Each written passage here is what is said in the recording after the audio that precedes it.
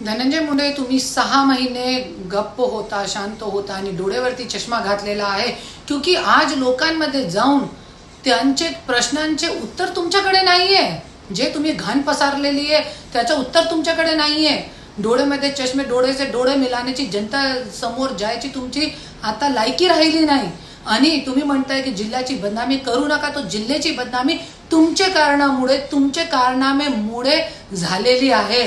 लोकांचे मर्डर, स्वतःच्या समाजचे लोकांवरती अत्याचार करणे, महादेव मुंडे मर्डर प्रकरण, जरीन शेख मृत्यू प्रकरण, संतोष देशमुख हत्या प्रकरण, स्वतःची बायकोची गाडीमध्ये रिव्हॉल्वर ठेवणं, जिल्हाधिकारी कार्यालयामध्ये मारहाण, इतकी खालची पातळीवर जाऊन तुमचे कार्यकर्ते तुम्ही कार्य करत आहे आणि तुम्ही गप्प बसताय, त्या लोकांना पाठिंबा देताय आणि आज पण असंच चालू आहे तुमची